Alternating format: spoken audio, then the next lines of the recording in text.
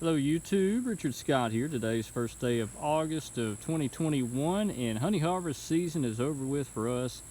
And now we have done splits, and I've got a lot of nuke boxes. You see there, these 5-frame boxes. Done a lot of splits from hives and bee yards that needed splits after honey harvest. Just too many bees in them. And these things are hot. It's about 95 degrees today. The humidity's high. And I've been keeping an eye on these bees here. They've got plenty of food, so they are all doing good there. So just going to be watching with interest, see if they make new queens. Hopefully they all do. But yeah, so far so good. Oh, this one's kind of cool. Let me show you this. This is washboarding. This is something that bees do in the summertime. It's how they kind of rock back and forth. They're not all doing that, but some of them are. That's how they're rocking back and forth. That's just so cool to me. I love watching that. Looks like some over there doing that too.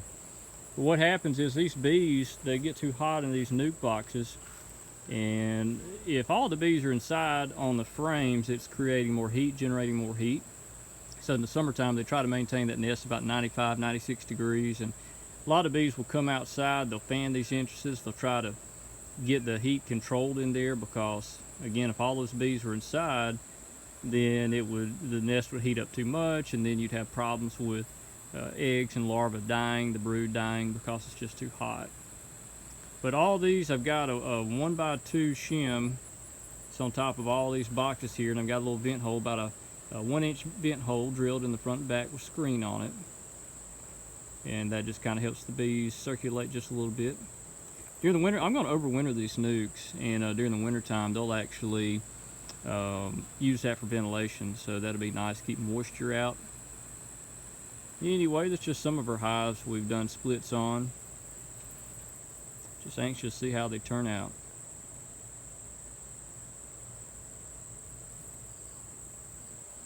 And these nukes are so close to each other, it doesn't really matter. Haven't had any problems with robbing, haven't had any problems with drifting, bees going from one colony to another.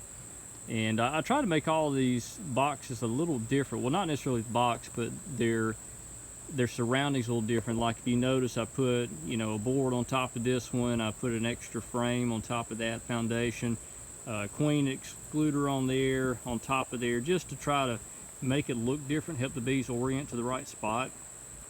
I don't think it would be a problem. I've seen other beekeepers do this, where they have all their white boxes right next to each other, and bees seem to do okay with that. But I didn't want to take a chance.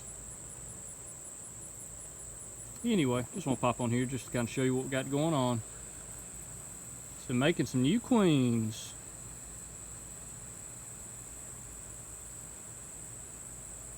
What I did, by the way, I say making new queens. I did splits on hives, and some had queen cells I had already made, but most of these I'm going to let them make their own queen. I know this kind of can be iffy, but I filled these boxes full of nurse bees and resources, so they shouldn't have a problem making queens. This is a new experience for us, trying it this time of the year, so we will see what happens. Hopefully it turns out okay. But if not, I learn from mistakes, so we'll learn from this one if I make a mistake doing this.